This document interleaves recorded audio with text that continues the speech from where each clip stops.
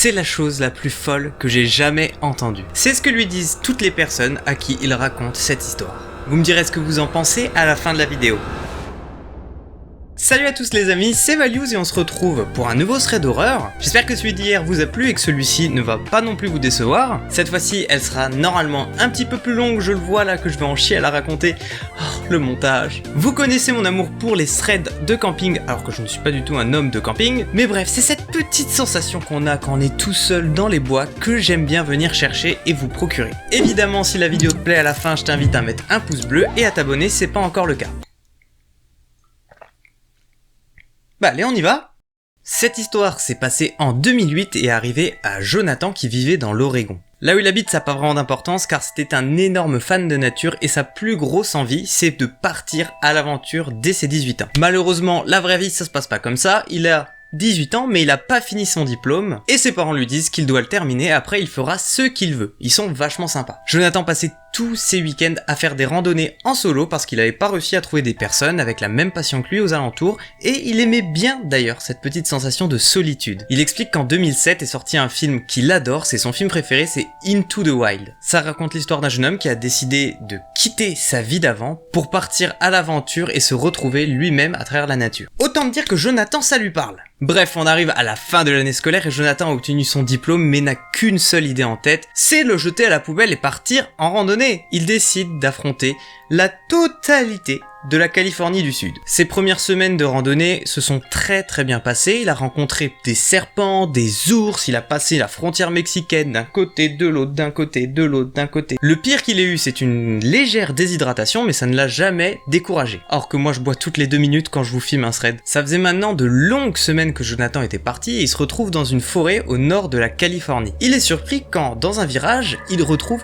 2 personnes qui semblaient être un couple assis sur des rochers. L'homme avait une longue barbe et le duo semblait avoir la quarantaine. Il semblait l'observer du coin de l'œil, alors il leur a adressé un timide bonjour auquel ils n'ont même pas répondu. Jonathan trouve ça étrange, mais en même temps il se dit que la plupart des gens que tu peux retrouver aussi profondément dans une forêt sont des randonneurs, et il y en a certains qui perdent même les bonnes manières ou le simple fait de dire bonjour. Il a aussi mis ça sur le dos que c'était peut-être des étrangers, qu'il ne voulait pas parler à des inconnus. Bref, pour le coup ça lui a vraiment pas pris la tête et il a continué son aventure jusqu'à établir un campement à quelques centaines de mètres de là. Attention, sortez votre petit calepin car Jonathan a des astuces pour ne pas se faire piquer sa bouffe par un ours.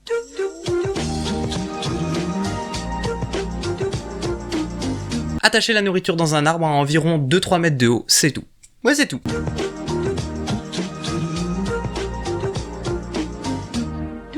Enfin bref, du coup Jonathan connaît vraiment bien toutes les précautions à prendre, alors il accroche sa nourriture, il éteint son feu et se met au lit dans sa tente. Rien à signaler, il a tapé sa meilleure nuit, mais lorsqu'il se préparait au départ, il a remarqué que la nourriture dans l'arbre qu'il avait laissé avait disparu. Pour le coup, ne jetez pas votre calepin à la poubelle, il ne s'agissait pas d'un ours. En tout cas à ce moment-là, Jonathan n'en était pas sûr, alors il décide de faire le tour de son camp pour trouver des empreintes de pattes d'ours. Étrangement, il n'a rien trouvé d'autre que des empreintes de bottes, de 2 tailles différentes, dont une étant plus petite que l'autre. Directement, Jonathan pense au couple qu'il a vu la veille. Comme ils n'avaient pas l'air très bien ni très amicaux, il s'est peut-être dit qu'en fait ils avaient rien à manger et qu'ils osaient pas lui demander, alors ils ont décidé de lui voler. Pour le coup, il a même pas entendu qu'ils sont venus, donc s'ils avaient eu des attentions beaucoup plus malsaines que ça serait plus mal passé. Il y a plusieurs jours qui se passent où Jonathan est toujours dans cette forêt, elle est méga grande, et son esprit est complètement passé à autre chose du couple qu'il avait vu et qui lui avait piqué sa nourriture. C'est un warrior, il se laisse pas avoir comme ça. Mais mine de rien, il a quand même appris de ses erreurs, et à chaque fois maintenant qu'il établit son campement, il étale des petits bâtonnets tout autour, des brindilles qui vont craquer pour l'alerter lorsque quelqu'un ou quelque chose s'approche. Ce soir-là, Jonathan est réveillé en pleine nuit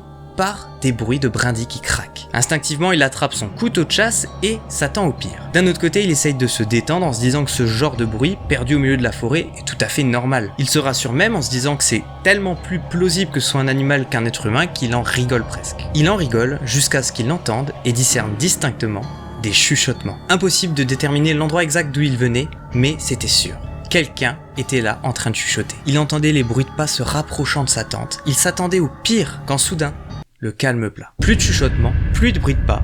Il est resté réveillé jusqu'au matin, terrorisé. Ce matin-là, pas de nourriture disparue, mais les mêmes empreintes de bottes étaient présentes. Il s'est encore passé plusieurs jours où Jonathan a plutôt mal dormi, mais il ne s'est rien passé de notable. Il avait changé de forêt, mais il était toujours dans une forêt, et c'était à environ 50 à 80 km de là où il avait rencontré le couple. Alors pour lui c'était de l'histoire ancienne, il ne les recroiserait pas. La forêt se dispersait petit à petit pour laisser place à une montagne, dont il voyait le sentier. Une fois un peu dans les hauteurs, il pouvait donc surplomber la vallée et avait une vision absolument incroyable. Mais cette vision incroyable va bientôt se transformer en vision de cauchemar. Jonathan s'était arrêté quelques minutes histoire de récupérer à l'ombre. Alors qu'il observait le paysage, il a distingué parfaitement deux silhouettes avançant en contrebas par le chemin dont il venait. Il sort ses jumelles pour en être sûr et effectivement, il s'agissait à nouveau du couple qu'il avait aperçu le premier jour. Alors qu'il se dirigeait dans sa direction à cet instant précis, Jonathan a pris la décision d'arrêter son voyage. Il sort sa carte et regarde où se trouve la ville la plus proche. Pas de chance pour lui, elle est à 40 km de sa position actuelle. Mais Jonathan veut la rejoindre le plus vite possible, alors il décide même de marcher de nuit. Il s'est dit que de nuit, il arriverait peut-être à les semer, mais au bout d'un moment, la fatigue le rattrape et il décide d'installer son campement. Mais cette fois-ci, il avait bien pris garde de ne pas se mettre près du sentier principal.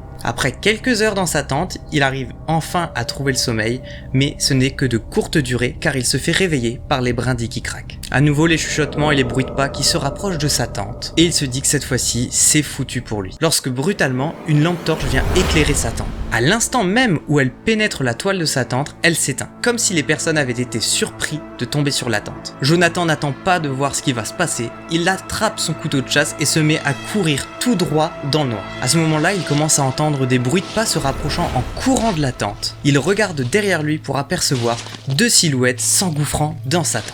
Manque de bol, comme il regardait derrière lui, il trébuche et tombe et vient rouler jusqu'à un tronc d'arbre qui a été déraciné. Les personnes s'étaient rendu compte qu'il n'était pas dans sa tente et commençaient à courir dans sa direction. Il a alors pris une superbe décision, il a un petit peu creusé la terre, juste assez pour se glisser sous le tronc d'arbre. Pendant de longues minutes, les personnes ont cherché partout dans la zone avec la lampe torche allumée. Il pouvait les entendre chuchoter, se demandant où est-ce qu'il est passé. On va le retrouver, t'inquiète pas, on va s'en occuper. Voilà tous les mots qu'il a entendus pendant les longues minutes, voire heures qu'il a passé sous cet arbre. Il a décidé de ne pas bouger jusqu'au lever du soleil et dès les premières lueurs, il a décidé de se tailler en courant sans repasser par son campement au cas où il l'attendait dedans. Heureusement que c'est un énorme randonneur et qu'il avait mémorisé la carte car il a passé la matinée à marcher jusqu'à atteindre cette ville. Une fois arrivé là-bas, il n'avait rien, ni papier, ni téléphone, rien que son couteau de chasse à la main. Alors il décide de se rendre à la police, pas pour se faire arrêter, mais pour leur partager son expérience. La police a alors appelé ses parents qui lui ont payé une chambre d'hôtel jusqu'à leur arrivée le lendemain. Quelques mois plus tard, ce service forestier et la police appellent Jonathan chez lui. Il lui explique qu'il y a eu plusieurs plaintes et rapports similaires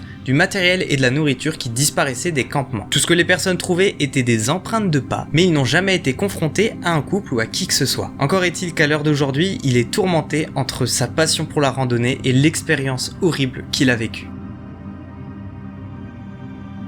Ah les amis, j'arrive pas à ne pas me mettre à la place de cette personne quand je lis ce genre d'histoire. Je sais pas vous, mais quand j'étais petit, j'aimais bien camper dans mon jardin avec ma grande sœur. Et du coup c'était mon jardin donc il n'y avait pas de crainte, mais je me dis que c'était sympa et qu'est-ce que j'aurais fait s'il y avait eu quelqu'un qui rôdait dans mon jardin à ce moment-là. Enfin bref les amis, si vous avez déjà eu des expériences similaires ou que vous voulez me donner tout simplement votre avis sur cette histoire, je vous invite à le faire en commentaire, je réponds à chacun d'entre vous. À nouveau, si l'histoire vous a plu, je vous invite à mettre un pouce bleu et à vous abonner à la chaîne parce que ça fait super plaisir. Et je l'ai encore jamais demandé, mais n'hésitez pas à partager cette vidéo et celle d'avant et celle d'avant.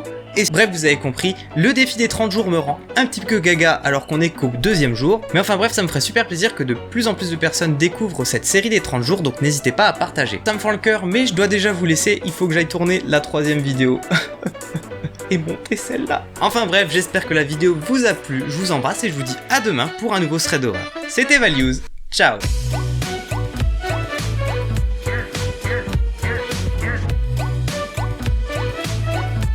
Et de matériel disparaît.